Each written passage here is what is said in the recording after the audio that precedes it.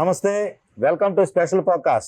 లోకేష్ ఏదైతే యువగళం పాదయాత్ర ద్వారా పెద్ద ఎత్తున నాయకత్వాన్ని బలపరుచుకొని ప్రజల్లో పెద్ద ఎత్తున కూడా అభిమానాన్ని సంతరించుకున్న పరిస్థితి ఉందంటూ కూడా టీడీపీ నాయకులు చెబుతున్నారు. అయితే లోకేష్ యువగళం అనేటటువంటిది ఒక ఘట్టం అయితే, తాజాగా చూసుకుంటే ఉత్తరాంధ్రకు సంబంధించి మరలా శంకారావం పేరుతో లోకేష్ మరో యాత్ర, మరో పర్యటన ప్రారంభించిన పరిస్థితి.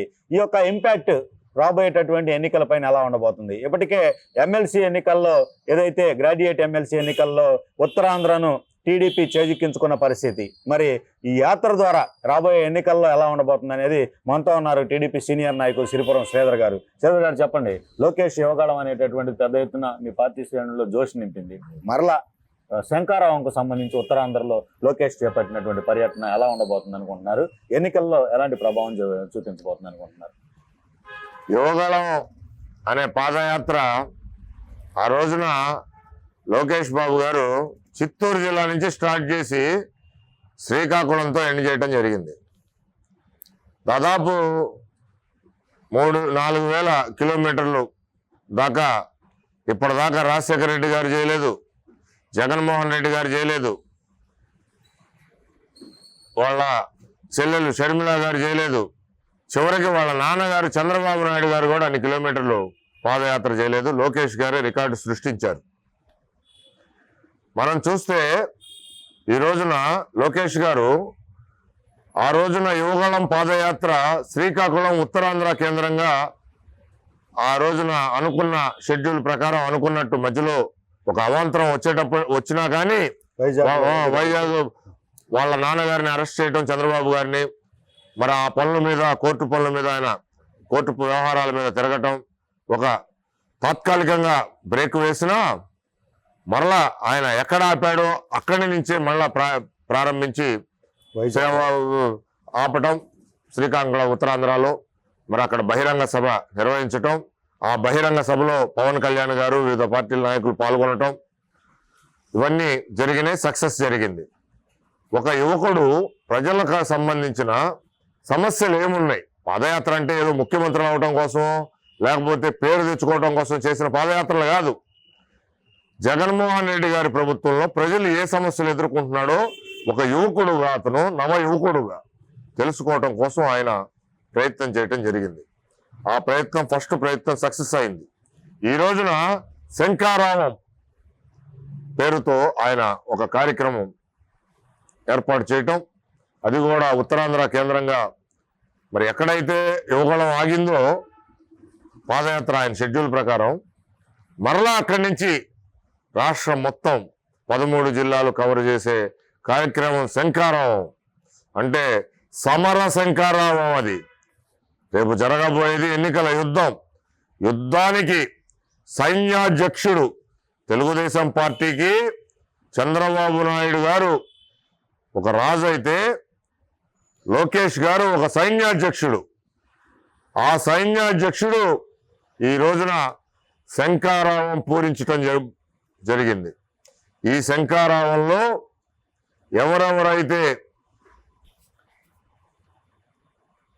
బడుగు బలహీన దళిత గిరిజన వర్గాలు, అట్లానే అగ్రవర్ణాలు అందరూ ఎవరైతే ఈ ప్రభుత్వం ద్వారా బాగా దెబ్బతిని ఆర్థికంగా, సామాజికంగా నష్టపోయి ఉన్నారో వాళ్ళకు సంబంధించిన గోడుని విని తాము ఏం చేయబోతామో వచ్చే ప్రభుత్వంలో అనేది ఆయన తెలియజేస్తూ ఆ పర్యటనలన్నీ నిర్వహిస్తూ ఎవరైతే వైసీపీ ప్రభుత్వంలో బాధిత వర్గాలని కలుస్తూ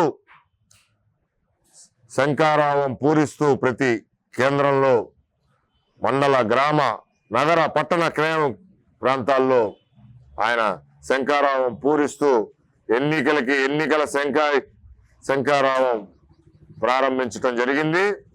జగన్మోహన్ రెడ్డికి సిద్ధమని ఆయన మైకు పెట్టుకొని ఏలు చూపిస్తూ ప్రశ్నిస్తున్నాడు. కాబట్టి ఆయనకి శంకారావం వినిపించడానికే లోకేష్ బాబు గారు రాష్ట్ర పర్యటన చేపట్టడం జరిగింది. ఈ రాష్ట్ర పర్యటనలో ఆయన అఖండ జన నీరాజనం అందించబోతున్నారు. ఇంకా జగన్మోహన్ రెడ్డి గారు సభలు పెడితే స్థానిక ఎమ్మెల్యేలు, స్థానిక పార్టీ నాయకులు బస్సులు పెట్టి, లారీలు పెట్టి తోలాల. స్వచ్ఛందంగా లోకేష్ బాబు గారి కార్యక్రమానికి, చంద్రబాబు నాయుడు గారు రా కదిలిన కార్యక్రమానికి స్వచ్ఛందంగా ఎన్ని గంటల అయినా సరే లేటు ప్రజలు ఎదురు చూస్తూ ఉండే సందర్భం ఇప్పుడు మనం ఈ రాష్ట్రంలో మొట్టమొదటిసారిగా చూడబోతున్నాం. గతంలో ఎన్టీఆర్ గారు ఆయన జైత్రయాత్ర బిగించేసి చైతన్య రథం మీద ఎట్లయితే ప్రజలు ఎదురు చూసేవాళ్ళు గ్రామాలు, పట్టణాల్లో, అట్లానే ఈ రోజున చంద్రబాబు గారి కోసం, లోకేష్ బాబు గారి కోసం మరి భువనేశ్వరి గారు బాధిత కుటుంబాలని మరి ఓదార్పు చేస్తూ చనిపోయినప్పుడు చంద్రబాబు గారిని జైల్లో అక్రమంగా పెట్టి జగన్మోహన్ రెడ్డి అరెస్ట్ చేసినప్పుడు ఆయన జైల్లో ఉన్నప్పుడు ఎవరైతే పాపం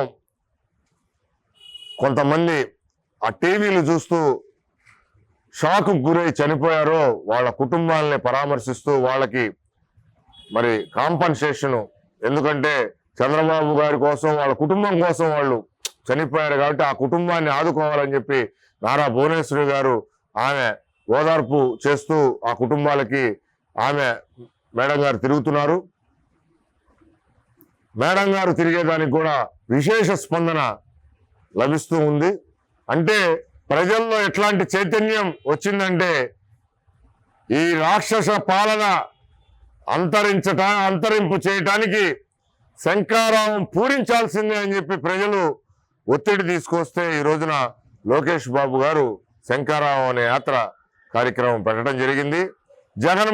ఒక పక్క లోకేష్ గారు శంఖారావం అనే యాత్ర బిగించేస్తే జగన్మోహన్ రెడ్డి గారు యాత్ర 2 అని సినిమా రిలీజ్ చేసుకున్నాడు.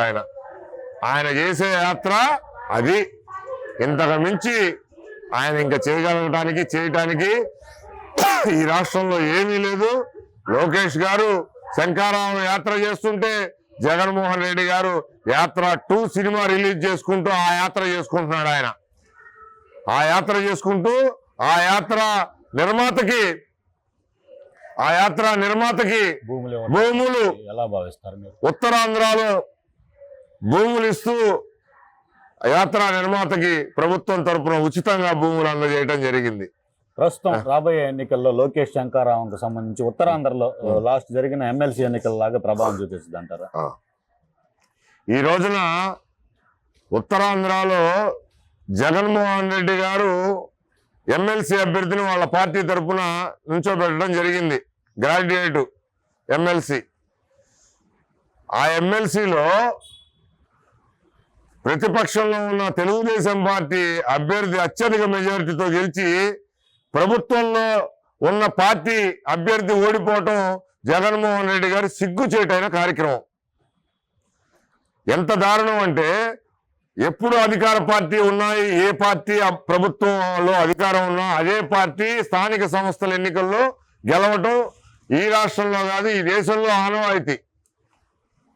ప్రజలందరూ అధికార పార్టీకి అండగా ఉంటారు ఇట్లాంటి ఎన్నికల్లో.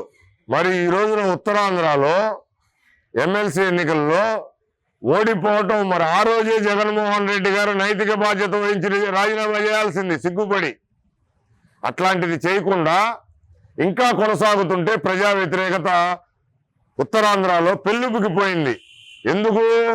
వైజాగ్ స్టీల్ని అదానీలకు అమ్మేశాడు జగన్మోహన్ రెడ్డి గారు. ఆయన కమిషన్ తీసుకొని వైజాగ్ స్టీల్ని. ఉత్తరాంధ్రలో ఉన్న పోలవరాన్ని 2023 నాటికి పూర్తి చేస్తానని చెప్పి ప్రతిపక్ష నేతగా చెప్పాడు, ముఖ్యమంత్రి హోదాలో కూడా చెప్పాడు. ఇంతవరకు అది పూర్తయిన పాపాలు లేదు. మొన్న వరదల్లో కొట్టుకుపోయింది,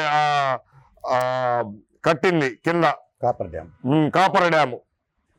ఇంతవరకు దానికి గతి లేదు. ఉత్తరాంధ్రని ఎంత వెనుకబడిన ప్రాంతంగా చేశాడంటే ఋషికొండని కూడా వదిలిపెట్టకుండా గుండు చేసేశాడు చుట్టూతా. ఈయనేదో అక్కడ ప్రభుత్వం ఏర్పాటు చేస్తాయి 5 ఏళ్లలో అని చెప్పి పెద్ద పెద్ద బిల్డింగులు కట్టించాడు. ఇంతవరకు దాంట్లో చేరిన పాపాన లేదు, అక్కడి నుంచి పరిపాలన చేసిన పాపాన లేదు. 3 ప్రాంతాల రాజధానులు అన్నాడు. ఇంతవరకు ఉత్తరాంధ్రలో ఒక్క కార్యక్రమం ప్రభుత్వం తరపున ఈయన అక్కడ కూర్చొని నిర్వహించింది ఏమీ లేదు. ఉత్తరాంధ్రలో వరదలు వస్తే, వైజాగ్లో నీళ్లు వస్తే స్తంభాలు పడిపోయి అల్లకల్లోలం అయితే కనీసం ఈయన వెళ్ళి అక్కడ చూసిన పాపాన పోలేదు. ఉత్తరాంధ్ర ప్రజలు వెతలు ఎంత దారుణంగా ఉన్నాయంటే, కనీసం అది వెనుకబడిన ప్రాంతం. గత ప్రభుత్వంలో కొంత అభివృద్ధి జరిగింది. ఈయన ప్రతిపక్ష హోదాలో నేను అంత అభివృద్ధి చేస్తా, ఇంత అభివృద్ధి చేస్తా అని చెప్పి మైకులు పట్టుకొని ఊరూరా తిరిగి పాదయాత్రలు, ఓదార్పు యాత్రలు రకరకాలు చేసి ఇంతవరకు అక్కడ డెవలప్మెంట్ అనేది చూపించింది లేదు. సదస్సులు పెట్టారు, ఫారెన్ నుంచి కంపెనీలు ఇది వస్తున్నాం అని చెప్పారు. వైజాగ్ని సాఫ్ట్వేర్ కంపెనీలతో నింపేస్తానన్నాడు. ఉన్న కంపెనీలు పారిపోయిన వీళ్ళ కమిషన్ల దెబ్బకి అక్కడ ఉత్తరాంధ్రలో. ఈ రోజున చూస్తే మనం గంగవరం పోర్టు కడతా, ఆ పోర్టులు కడతా, ఈ పోర్టులు కడతా అన్నాడు. సముద్ర తీర ప్రాంతంలో ఒక ఇటుక వేసింది లేదు, ఒక బొచ్చ సిమెంట్ పోసింది లేదు. ఊరికినే ప్రసంగాలు, ప్రెస్ మీట్లో చెప్తూ కాలం పబ్బం గడిపేశాడు తప్పితే 5 ఏళ్ళు ఉత్తరాంధ్ర ప్రాంతంలో ఎట్టి పరిస్థితుల్లో ఉత్తరాంధ్ర ప్రాంతంలో వైసీపీ రేపు ఖచ్చితంగా అక్కడ గెలిచి తీరుతుంది. వైసీపీ ఓడిపోతుంది, తెలుగుదేశం పార్టీ గెలిచి తీరుతుంది. ఎందుకంటే జనసేన తెలుగుదేశం పార్టీ కాంబినేషన్లో ఈ రోజున ఉత్తరాంధ్రలో ఉన్న చాలా మంది నాయకులు ఈ 2 నెలల్లోనే ఎన్నికలు వచ్చే లోపే వైసీపీ అక్కడ ఖాళీ కాబోతుంది. కనీసం స్పీకర్ ఉన్నాడు ఆ ఉత్తరాంధ్రలో, స్పీకర్ కూడా టికెట్ ఇవ్వలేని పరిస్థితి ఈ రోజునుంది. ఆయన కుటుంబ సభ్యులు, బొత్స కుటుంబ సభ్యులు, వైజాగ్లో ఉన్న కొంతమంది నేతలు, వీళ్ళందరూ కూడా జగన్మోహన్ రెడ్డి గారికి డైరెక్ట్గా ఇండైరెక్ట్గా వ్యతిరేకం చేసి వాళ్ళు సిద్ధమే అని చెప్పి ఇండైరెక్ట్గా బయట ప్రజలకు తెలియజేస్తున్నారు. ఎట్టి పరిస్థితుల్లో ఉత్తరాంధ్రలో కూడా తెలుగుదేశం డంకా బజాయించి గెలవబోతుందని చెప్పి తెలియజేస్తున్నాం. ఓకే శ్రీధర్ గారు, థ్యాంక్ యూ. ఇది ఈరోజు టాపిక్ సంబంధించి ఏదైతే ఉత్తరాంధ్రలో లోకేష్ శంకారావంకు సంబంధించినటువంటి కార్యక్రమం కావచ్చు, అయితే ఏదైతే ఋషికొండకు సంబంధించి జగన్మోహన్ రెడ్డి ఏదైతే అక్కడ ఋషికొండ మొత్తం కూడా విధ్వంసం చేసి అక్కడ కట్టడాలు కట్టారని ఆరోపణలకు సంబంధించి కావచ్చు, అలాగే ప్రాజెక్టులకు సంబంధించి కావచ్చు, అక్కడ ఎలాంటి అభివృద్ధి చేయని పరిస్థితుల్లో ప్రభుత్వంపై వ్యతిరేకత వైపు ఉంటే, మరోవైపు లోకేష్ పాదయాత్రకు సంబంధించినటువంటి ఇంపాక్ట్, గతంలో ఎమ్మెల్సీ ఎన్నికల్లో గ్రాడ్యుయేట్ అభ్యర్థి టీడీపీకి సంబంధించి గెలుపొందినటువంటి పరిస్థితి, ఇదంతా చూసుకుంటే రాబోయే ఎన్నికల్లో ఉత్తరాంధ్రలో క్లీన్ స్వీప్ టీడీపీకి సంబంధించి అన్ని సీట్లు గెలిచే అవకాశం ఉంటుంది అనే అభిప్రాయం సిరిపురం శ్రీధర్ గారు చెబుతున్నటువంటి పరిస్థితి. మరి ఏం జరగబోతుందో చూడాల్సిన పరిస్థితి.